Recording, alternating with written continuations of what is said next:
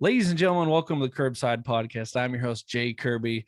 And tonight we are continuing our series of Meeting the Menagerie, where I sit down with the Dice Hard with a Vengeance crew and ask them a little bit about their characters, a little bit about D&D.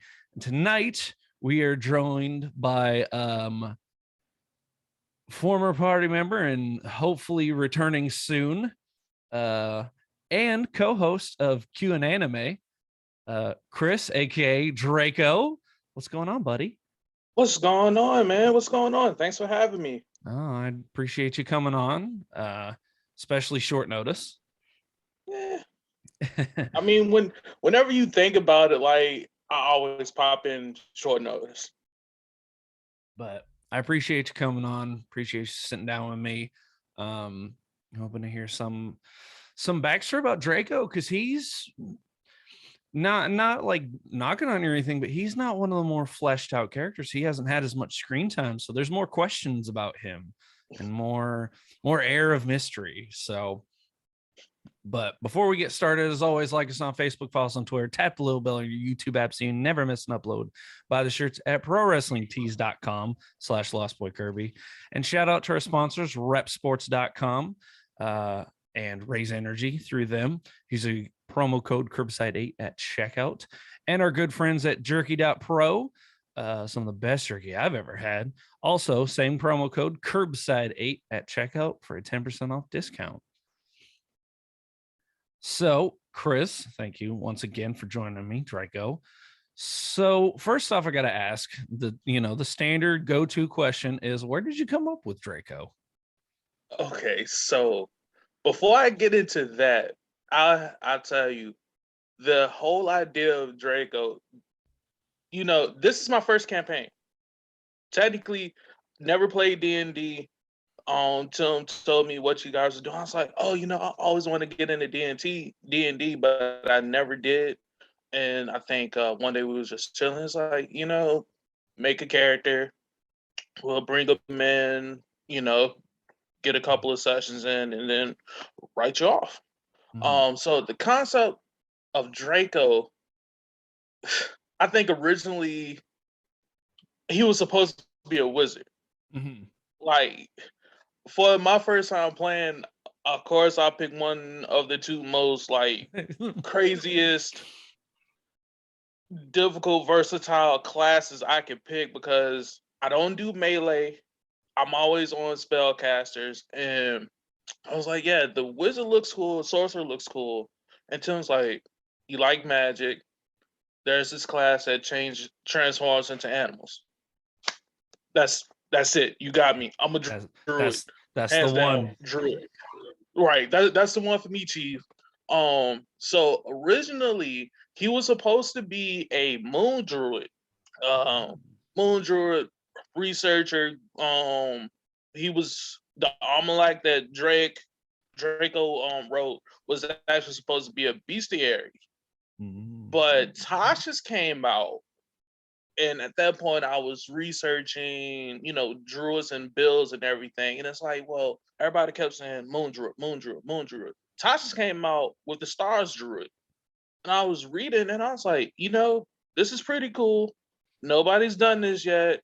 Not to my knowledge. Nobody's talking about this.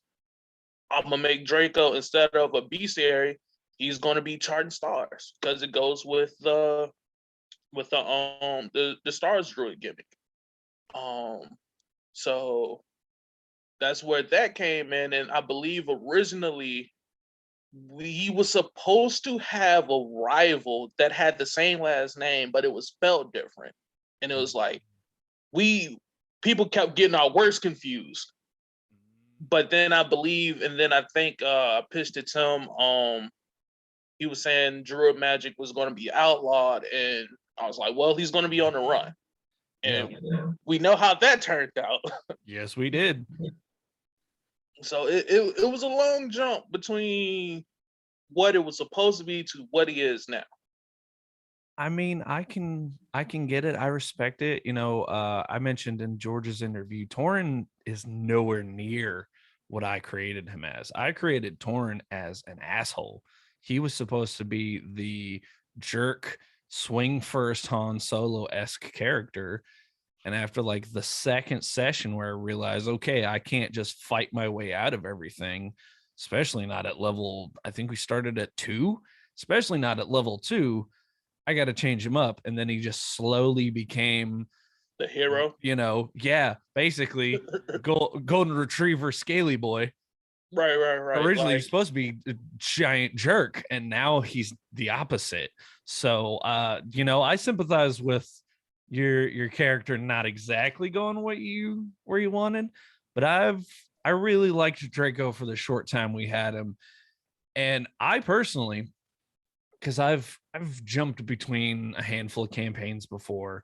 I'm in like 3 of them right now. I've never honestly gotten a chance to play Druid, and I've had a conversation with Joe, I think well before you even came on the show. And I was like, hey, what's this class Druid? Because I've never seen anyone at that time. I had never seen anyone play it because I don't think anyone in CR played it.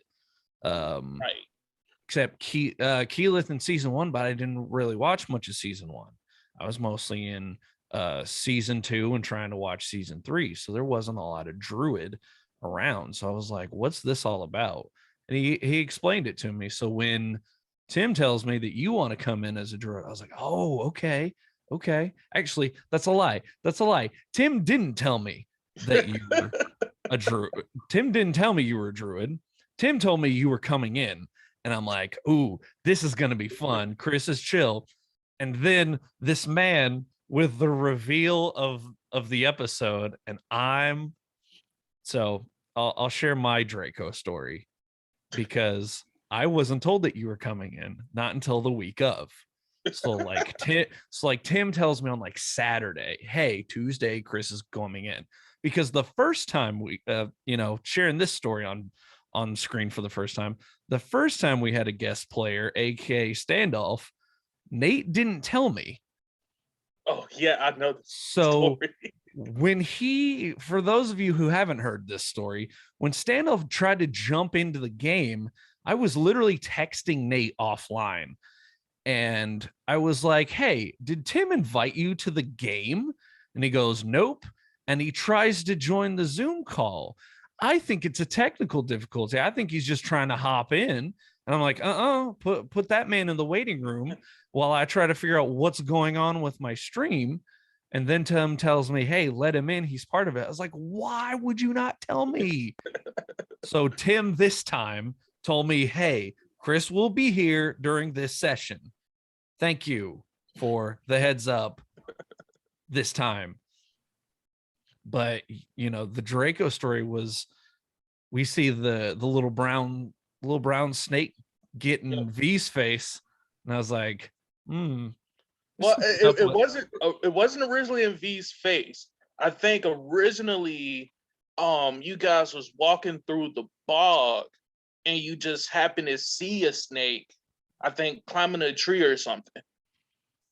Yeah, but it didn't act like a snake. It didn't just scurry about. It like looked at us, like checked us out, and I'm like, well, that's weird. And it skittered off. Didn't think anything about it. Into the episode, it skitters in again and like stares V down. And I was like, that thing's a Druid. I'm calling it right now. Well, because V had threw a rock at me at that time. Yes, she had. She chucked a rock at you. I was like, so and it was funny because when we came up with how that was going to go down, I was like, yo, so what happens if somebody was like, I don't want this snake, and attack me? And Tim was like, well, I think Taruk might, but if it happens, we'll deal with it, but hopefully it doesn't happen. So when it was V that attacked, I was like, I'm texting Tim, like, oh my God. And she hits like, oh my God, I'm gonna die. It's like, so luckily the rock that she threw or the pebble missed, and then that was when I scurried on about. Right. I forgot about that. I forgot she threw the rock. So you eyed her up, and then we end on the next episode, and Tim tells me on Saturday, "Hey, Chris is joining in." I was like, I knew it. I knew it. I called it. I knew it was a druid. I knew it. I felt so vindicated. But it's crazy because once it was determined that I was a snake, nobody brought up the fact. It's like, whoa, why didn't you help us when we was fighting that giant? I think we're some of us, Taruk, are a little too egotistical to have been like, why didn't we get help? We're more or less to go, we got this. We fought Rakshasas and devils and freaking chain ghosts. We don't need no brown snake to help us. And then turns out to freaking Draco. Also, I loved Draco's first interaction with Torin. Oh man. If we go first interactions, it's funny you brought up Taruk because Taruk was the first person that Draco interacted with. And that whole set piece that also was set up between me and Tim. It was like, what'd be cool? Like if it's a meteor shower and Draco's, doing this little astronomy thing and somebody gets a perception check and sees, oh, there's a camp over here. Oh, look, it's a meteor shower. And that was when Taruk the moonlit ring activated and he, did his little werewolf thing and ended up. And I think the first thing he said to me was, "Did you pee on me?" Yes. And because that's Tim. That's exactly what I expect out of Tim to say. Like that caught me so off guard. I was like, okay, out of all the things that somebody was going to open up with, "Did you pee on me?" was not what I thought was going to be said to me. The first line. It wasn't, "Who are you? Where am I? What's going on?" It was, "Did you pee on me?" Right. So I was like, after that, it was like, okay, so I kind of know where this is going. So you said earlier that you're not a very experienced. That's the right word I'm looking for here. You said you're not a very experienced D&D player. This is your first campaign. What was that like coming into a game that because you and I have talked offline about this before, a game that you've watched before, a game that you've kind of followed since close to the beginning. Like, what was that like getting to come on to the show and come into the game? It is crazy because like when I was watching and everything, I was like, it would be really cool playing with you guys. And it goes from it'd be really cool playing with y'all to, Chris, if I get a chance to put you on, do you want to play? Fuck yes, I will clear my Tuesdays solely for this. Right. And then it goes to creating a character, creating Draco, figuring out what he should and shouldn't do, what kind of character he is, and then going live. And I don't know if you remember, but I was so excited that I fucked up on the oath. Like the oath I hear every week, and I messed up the oath the first time, and it's like, hopefully this is not the high point. Oh no. But and immediately fired. Right. Yeah, Draco's dead. But yeah, so it was so exciting and kind of nervous because I've never been on stream, never, recorded anything. So getting over how I look on camera and sounding, that was also another step that I had to take. But now I think from the start of that till now, which is what, like 2 years, right? Something like that. We're going on a little bit past 2 years. I think so. October, Maybe a year and a half. I think August or October is our official 2-year mark. Okay, so yeah, we're pretty close. So about 2 years, a year and a half, or whatnot. I'm a more I wouldn't say veteran player, but I know a little bit more what I'm doing now, and I'm a little bit more comfortable. So whenever I do come back, it is going to be a different feel to Draco because he's actually going to know what the fuck he's doing. No, I think for what we have seen of Draco, because I know that you've been playing offline. What we have seen of Draco, I think he did really, really good job because you didn't have that initial, episodes 1 to 5 where you're like, how do I play this game? Because I've never done this. You just kind of got thrown it, trial by fire. Right. Well, I guess trial by lightning because that little combo that Lady V and Draco did with her wire and the call lightning bolt. Oh my goodness, that was beautiful. Like that was probably like my high point for that little encounter. Oh man, that fight I think is still one of the most brutal fights we've had. Not like the back and forth brutal, but like we were just not in a good mood and didn't feel like dealing with it today. So, V strangles a dude, Draco electrocutes one, and Torrin melts another. Like, oh yeah, you did. You did. Like it was borderline oath breaking, and we were like at the end, it was funny because I talked to Tim and he was like, yeah, you guys might have went a little overboard, but if you don't make a habit of it, it wouldn't be that bad. Right. I mean, they were druid hunters. They had druid pelts on their back, so I mean, I don't feel bad about it. I'd do it again. Exactly. I'm pretty sure druid hunters are going to be popping up a little bit more trying to collect a bounty. Yeah. So, because I know you've been doing games offline. What do you think, or what can you share? What has Draco been up to ever since he reunited with the family and is off gallivanting on his own now? Okay, so you know what? I don't know what I guess it doesn't matter. As long as I don't reveal too much.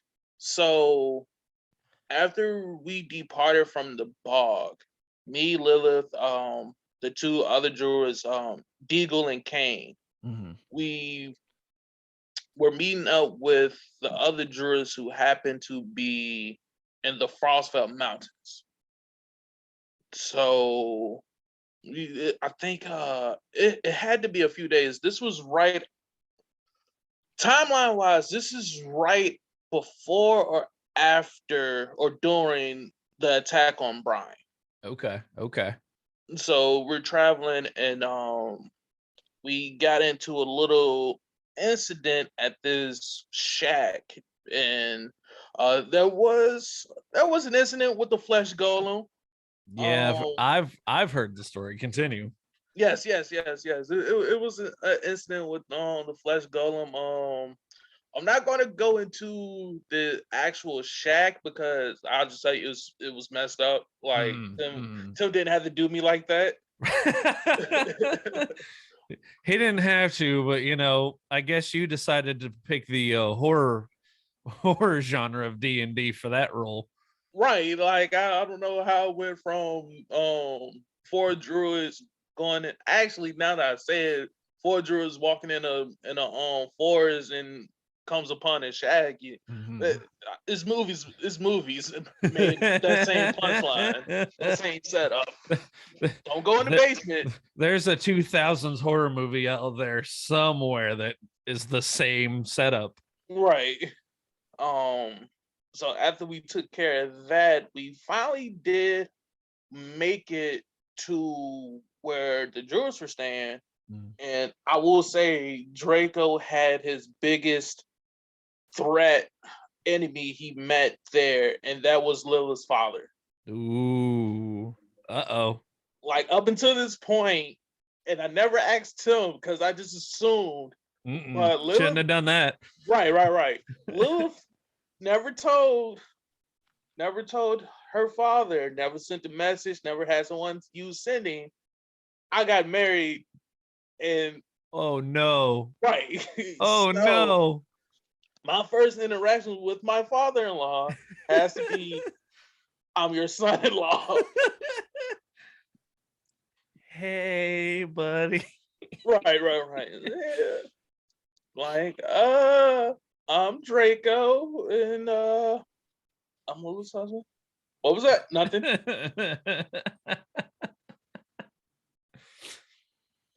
Oh And my god.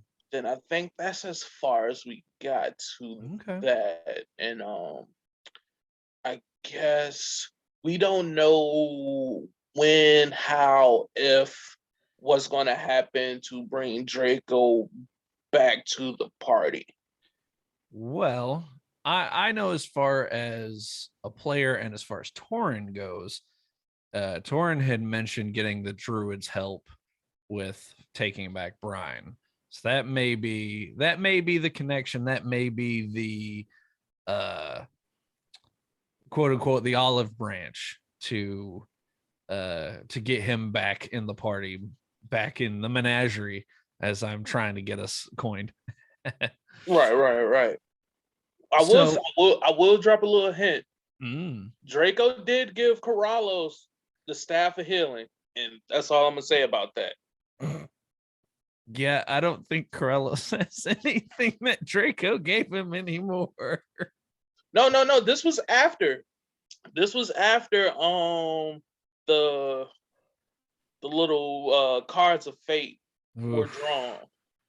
That was the reason why Draco gave him that staff, because I believe he was able to cast Mage on her. That's right. He got this. He got the staff, and I gave him the very disturbing whip that we got from the Druid Hunters. Yeah. If Draco saw that, he probably would have smacked you, because that whip was made from the spines of Druid. Listen, Torn doesn't have any use for it, and Krauss is all by himself with no weapons. I understand. I get it from the situation that was going on. Like that was crazy. That was crazy. Oh yeah. So okay, so we've talked a little bit about Draco, but now I need to ask, where did your, because everyone's got a D&D origin story, as I termed it in another interview. Where did your interest in the D&D start? Because I know you watched Dice Hard because you and I were friends before the show, but like, what was it? You know what? Tim's about to get you another one shot, and Draco might not make it. Hey, Tim is the one that decides that, sir. Whew. But nah, go ahead though. But no, I was gonna say, what about D&D like caught your attention? What really drew you in? Oh man,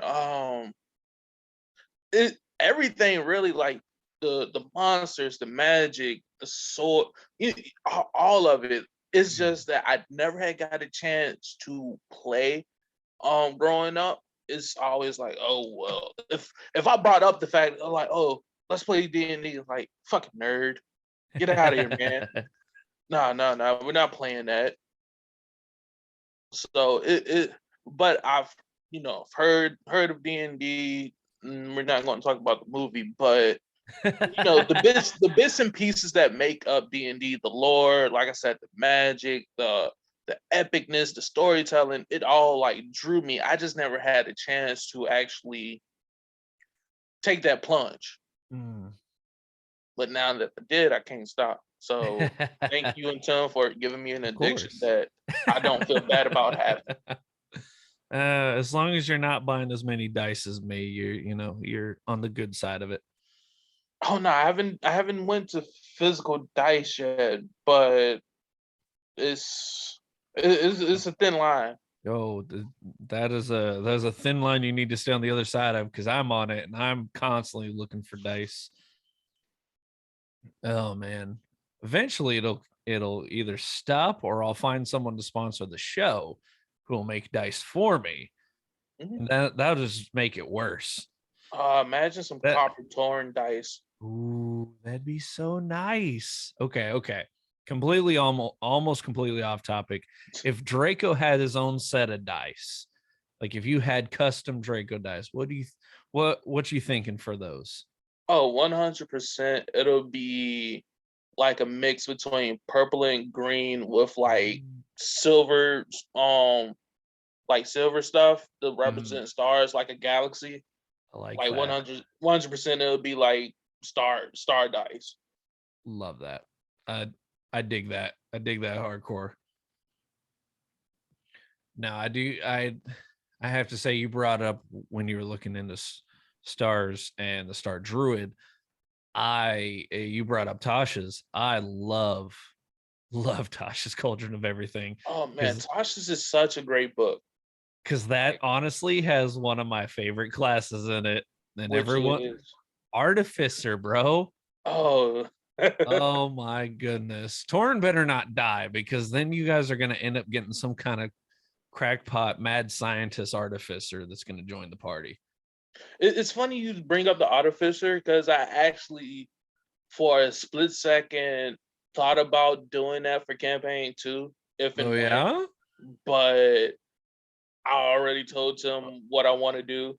Ooh. Okay. I'll play this game. What would you have done artificer wise for campaign 2? So I know I was going to see if Tim was cool with bringing in gunpowder, and he was going to I be an already love this. he Continue. he was going to be an artillerist, right? But Ooh.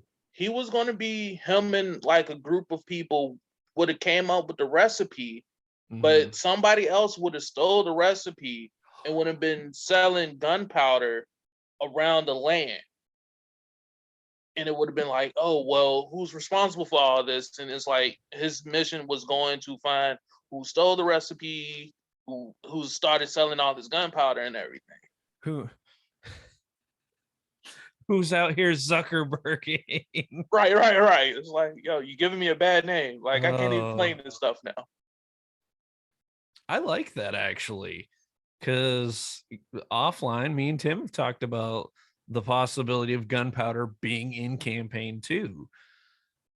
I'm ecstatic for it. I'm all for it. I felt bad one of my other campaigns when I was building an artificer. I was like, so do I get a gun?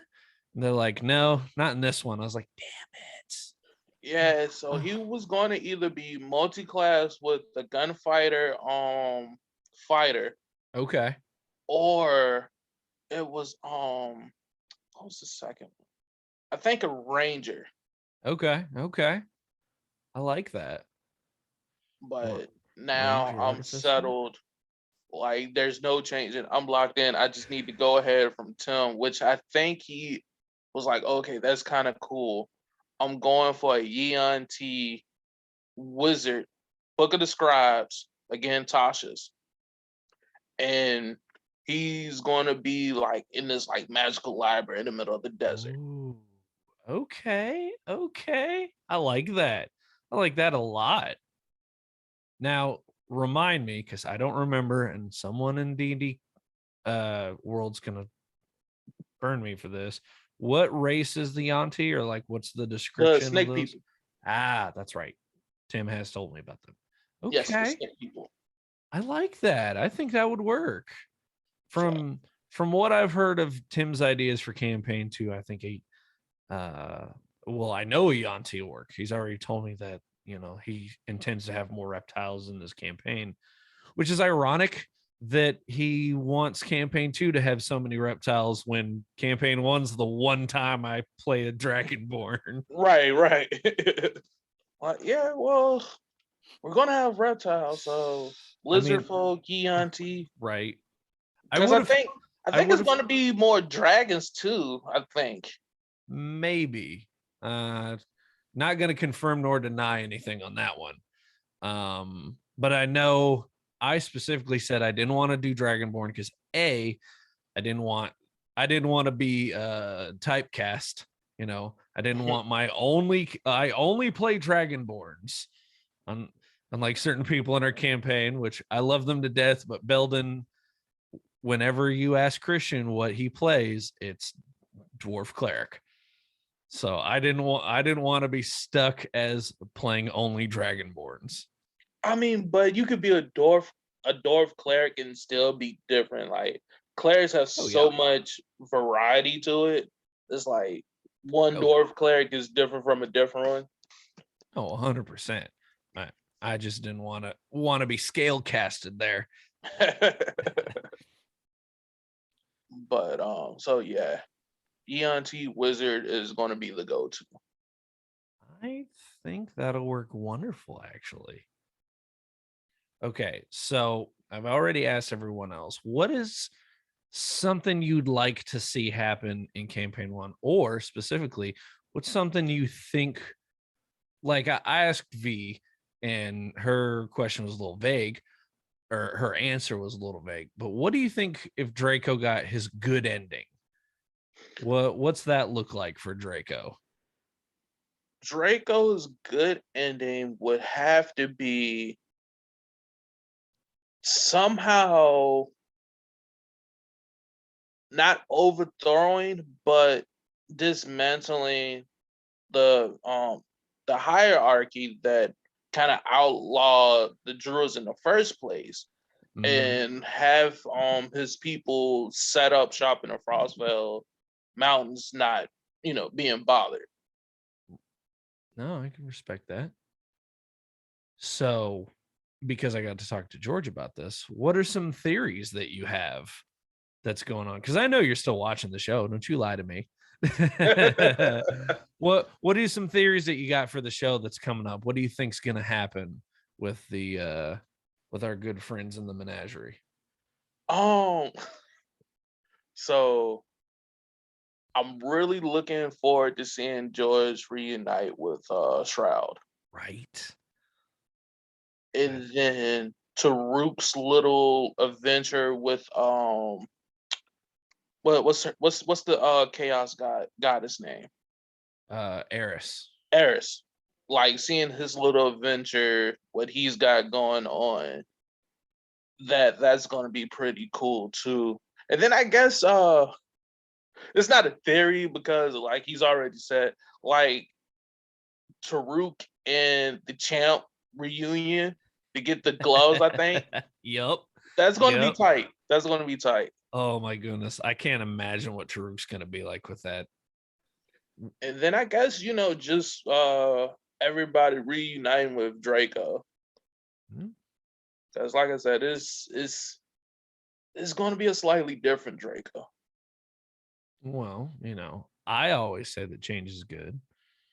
So I'm very interested to see what the new and improved Draco is going to look like and what he's going to be like, because I know that me and Tim have discussed him coming back as a more permanent member of the team. I guess with that, who do you think's going to be, or at least who do you look forward to interacting with as Draco most? Oh, Corrallos, hands down. The magic users got to stand together. I respect that. Like 100%. Like I said before, us magic users, we got to look out for each other. Definitely. Nothing against you, stabby. me hit good types. Yeah.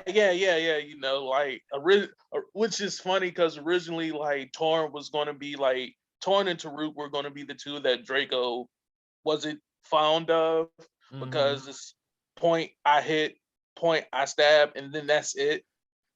But within the little bit of time that they all interact with each other, he's actually pretty fond of everybody.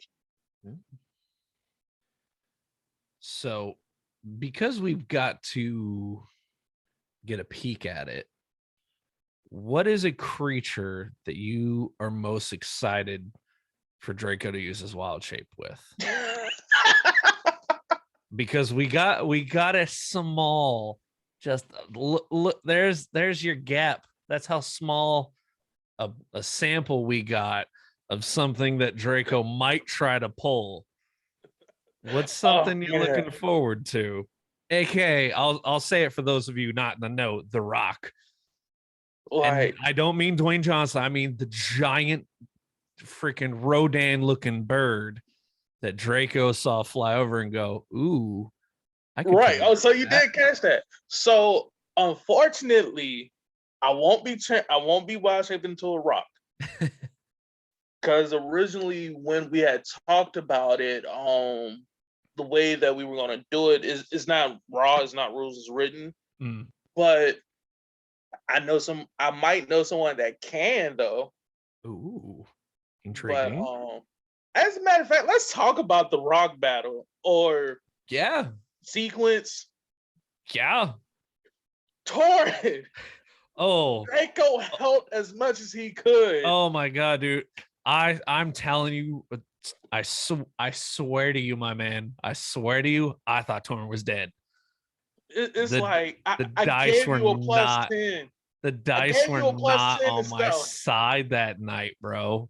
I was like, yo, Couldn't what? hide, couldn't escape. I literally thought Torn was done for. It, when I casted Pass Without a Trace, everybody had hit plus 20 except for Torrent. I'm like, you had a plus 10. I know you have disadvantage, but you telling me you Even couldn't get at least a still, 10. bro, the dice. Joe has coined this phrase, and I have unfortunately had to accept it, and that is that the dice tell the story. Oh, of course. Live by And the dice, die by the dice.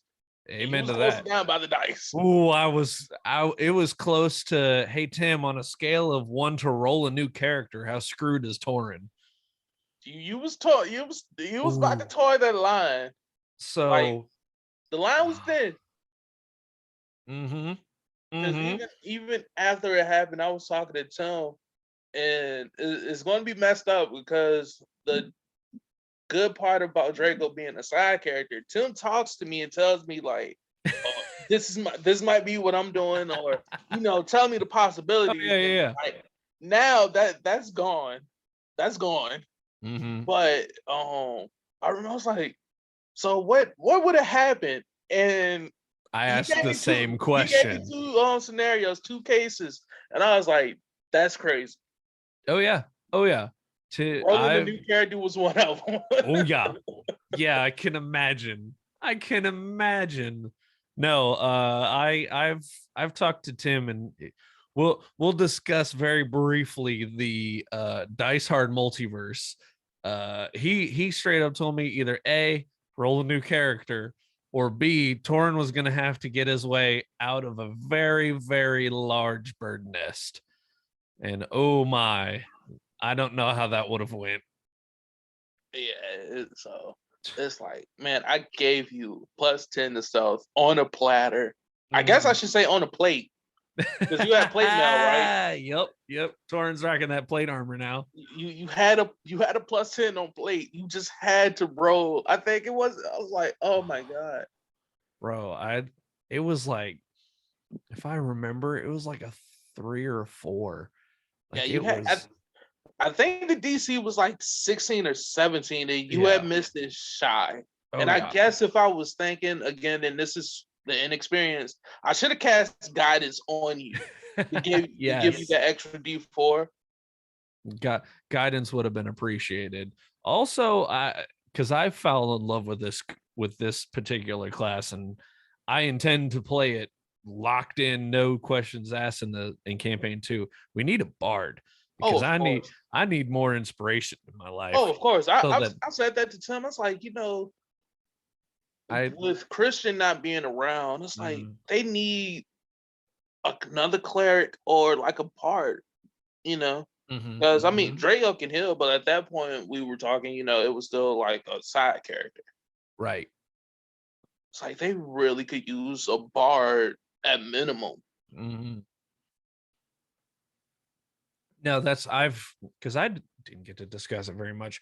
I'm definitely looking into a bard for campaign 2, and from what I've seen, I think I'll stick to a lot of healing spells through the bard, and I might end up being the healer for the party in campaign 2. Which would be interesting. Subclass? What subclass? Oh, that's easy. College of Eloquence. Oh man, cutting words, I believe. It is. Is it cutting words with elegance? It's not cutting words. It's Oh, you had to ask me. All right. Oh no, cutting words is College of Lore. I'm gonna embarrass myself here and have to look it up during the interview. I'm gonna find it for you. Don't you worry, because I use it as a different character in another campaign, which it'd be very interesting to see that particular character show up, but I don't think he ever will. It is unsettling words. Oh, it's basically reverse inspiration. I was about to say it's the anti-bardic. Unsettling word, and then for College of Eloquence, you get I think it's level 3. Yeah, level 3 for College of Eloquence. You can't roll below a 10 on persuasion or deception checks, which at higher level is ridiculously just it's so overpowered. It's beautiful. Yeah, that's awesome. That's my bard and my other. You gotta have silvery barb, right? Oh, I love silvery barbs. Love it. 100%. If we're talking about characters from campaign, gotta plug my character in my Saturday campaign. Oh, like he's a Bladesinger wizard, Eldritch Knight fighter multi-class. Wowzers! Right. It's and then the way that I play him, he's supposed to be a melee wizard, but I don't think I've swung a sword yet. Like between Silvery Bars, Hypnotic Pattern, and I believe I just picked up a longbow, so I've been at range. Oh wow! So if I, for whatever reason, I had to change the subclass for my campaign 2 character, it'll be a Bladesinger, because those guys are dope. I like that. I like that a lot, actually.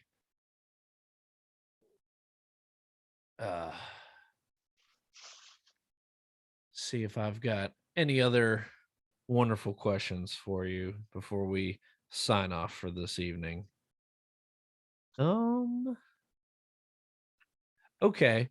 I asked George this question, and I want to get your opinion because you're a fan of the show. You've gotten to watch more than anything. Who are some of the NPCs you would like to see Draco interact with? And who are some of the NPCs you never want to see again?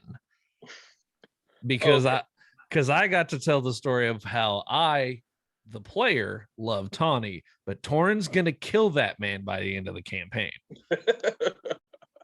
So Mina, most definitely. And it's like Tim did a great job with Mina, but what made me want Draco to interact with her was when she casted Blight and turned the chain devil to dust. Like I was like, Draco needs that spell. Like Draco needs that spell. It's such a great spell, and like seeing Mina showing, I would love to see Mina like teach Draco how to use Blight. I like that. And as far as characters, that I wouldn't want Draco to interact with, I mean, for the most part, everybody that he wouldn't interact with are dead. That's fair. But no, I think Mina's an excellent choice for NPCs that Draco would interact with. I think it'd be interesting too, because spoilers, she was kind of around when druids were a thing still. So, it'd be interesting to see what she thinks of Draco. Right. So now I'm intrigued. Now I want to see what happens. I mean, hopefully it doesn't get back to Lilith, what Mina does. Because, I mean, that would also be a dope interaction. I mean, not for Draco, but which one of those is going to be the most dangerous? Exactly. We all find know out next week. We all know that's going to be Lilith, and that's only towards Draco. Maybe Lilith will actually be the only nice person to join. I doubt it. Fair enough. But Chris, thank you for stopping in. I greatly appreciate you sitting down with me. Yeah, no problem, man. Like I said earlier, thanks for having me. Absolutely. Also, because it's new, it's right there. It's on the cusp of debuting. Why don't you tell the world about your new project that you're working on? I want to hear it. Okay. Wasn't expecting this kind of plug, but so it's Q and Anime, which thank you for the name. Q&A anime podcast. Thank you for the plug. So it's me, my wife, co-host, just talking about anime for 30, 40, 50 minutes. Our episode 0 is going to be out this Thursday. Nice. That's awesome. On Spotify. Ooh, wonderful. Well, I will definitely be looking into that. And of course, we've already talked about it offline. If you ever need a man for you could see it here in the background, DBZ episode, you know who to call. It's funny you say that because I haven't addressed it with my co-host yet, but April 19th is the new Dragon Ball Z movie coming out. So we're gonna have to do something for that. Oh, absolutely. I think it'd be very interesting to see your guys' opinion on the new movie, because I've heard good things, I've heard interesting things, and I am trying to go into that as blind as possible. So I've been avoiding spoilers, I've been avoiding trailers. I just want to go in and see what happens. Same here. I'm looking forward to it. Hopefully Gohan doesn't disappoint, but like I said before, he's still Great Saiyaman to me. I mean, Teen Gohan was always one of my favorites. So yeah, he was. And then we come back like the following summer and fall. Gohan's in high school. Yep. Nice. He's a superhero. Okay. He's a Ginyu Force ass superhero. You lost me. Great Saiyaman. I'm sorry, but at that point, you cannot do anything for me to be like, Gohan is he's not what he used to be when he was a teenager. Nope, no, he's not. But Chris, thank you for sitting with me. Thank you for talking to me a little bit about Draco. Hopefully get to see him in the future on Dice Hard. And I'll be looking forward to Q and Anime coming out here soon. All right. Thank you, man. Absolutely. And everyone, thank you for watching with us. Thank you for sitting down and enjoying this excellent interview. As always, like us on Facebook, follow us on Twitter, tap a little bell on your YouTube app so you never miss an upload, and buy the shirts at prowrestlingtees.com. We'll see you guys next time.